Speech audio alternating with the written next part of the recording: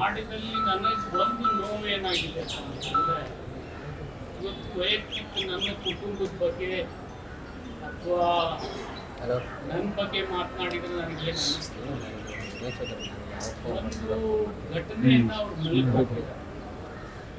ಏನಪ್ಪ ಅಂದರೆ ನಮ್ಮ ಪೂರ್ವಜರು ಮೊದಲು ಬೇರೆ ಹೆಸರನ್ನೇ ಇಟ್ಕೊಂಡಿರ್ಬೋದು. ಅದೇನು 14ನೇ ಶತಮಾನದಿಂದ ಬೇರೆ ಬೇರೆ ಊರಿನ ಹೆಸರಿಂದ ಯಾರು ತೆಂಗಿನಕಾಯಿ ಅಂತಿದ್ದಾರೆ, ಎಣ್ಣೆಕಾಯಿ ಅಂತಿದ್ದಾರೆ, ಎಲ್ಲ ಹೆಸರು ಯಾರು ಏನೇನೋ ಅವರು ಆ ಸಂದರ್ಭದಲ್ಲಿ ಯಾವುದು ಔಷಧಿ ಇರ್ತದೆ ಅದನ್ನ ಇಟ್ಕೊಂಡಿದ್ದಾರೆ. ನಮ್ಮ ತಂದೆಯವರು ಕೂಡ ಪಾಟೀಲ್ರಾಗಿದ್ದು ಘಟನೆ ಎಂದಾಗಿದ್ದಾರೆ ನನಗೆ ಗೊತ್ತಿಲ್ಲ.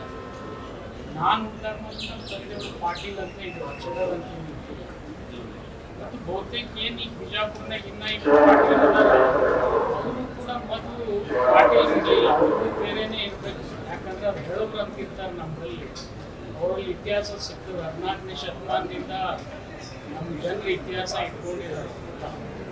ಅವರಲ್ಲಿ ಯಾರು ಕೂಡ ಪಾಟೀಲ್ ಇಲ್ಲ. ಪಾಟೀಲ್ ಅಂತಕ್ಕಂಥದ್ದು ಇದೇ 19ನೇ ಶತಮಾನದಲ್ಲಿ ಪ್ರಾರಂಭ ಆಗಿದೆ. ಬದಲಾವಣೆ ಮಾಡ್ಕೊಳ್ತಕ್ಕಂಥದ್ದು ಎಲ್ಲರಿಗೂ ವೈಯಕ್ತಿಕ ಅಧಿಕಾರ ಇದೆ, ಕಾನೂನುಬದ್ಧವಾಗಿ ಮಾಡ್ಕೊಂಡಿರ್ತಾರೆ. ಅದನ್ನ ನಿಂದನೆ ಮಾಡತಕ್ಕಂಥ ಮಟ್ಟಕ್ಕೂ ಇವರು ಹೋಗಿದ್ದಾರೆ. ಇನ್ನೊಂದು ಒಂದು ಅನಿಸ್ತದೆ, ಯತ್ನಾಳ್ ಅವರು ತಂದೆಯವರು ನಮ್ಮ ತಂದೆಯವರು ಭಾಳ ಆತ್ಮೀಯರು, ಇನ್ನೂ ಬಿಸ್ನೆಸ್ ಪಾರ್ಟ್ನರ್ಸ್ ನಾವು. ರಾಜಕೀಯವಾಗಿ ಅವರು ನನ್ನನ್ನು ನಿಂದನೆ ಮಾಡಿ ನನಗೆ ಅಭ್ಯಂತರ ಇಲ್ಲ, ಸವಾಲಾಗ್ತದೆ, ಅದ್ರ ಬಗ್ಗೆನೂ ಅಭ್ಯಂತರ ಇಲ್ಲ.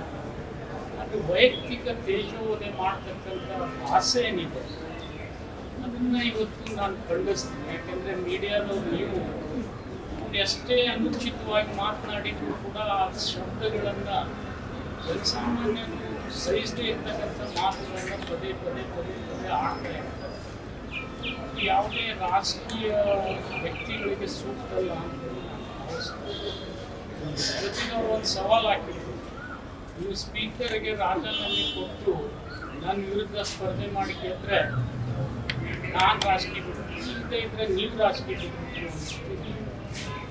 ಆ ಹಿನ್ನೆಲೆಯಲ್ಲಿ ಇವತ್ತು ನಾನು ಬಸವನ ಬಾಗೇವಾಡಿ ಕ್ಷೇತ್ರಕ್ಕೆ ರಾಜೀನಾಮೆಯನ್ನು ಸ್ಪೀಕರ್ಗೆ ಸಲ್ಲಿಸಿದ್ದೀನಿ. ಮತ್ತು ಪಾಟೀಲ್ ಅಂತಕ್ಕಂಥ ಸರ್ನೇಮ್ ಬಗ್ಗೆ ನಾನು ಹುಡುಗಾಗೆ ನಮ್ಮ ಅಪ್ಪ ಪಾಟೀಲ್ ಅವ್ರು ಯಾವ ರೀತಿಯಿಂದ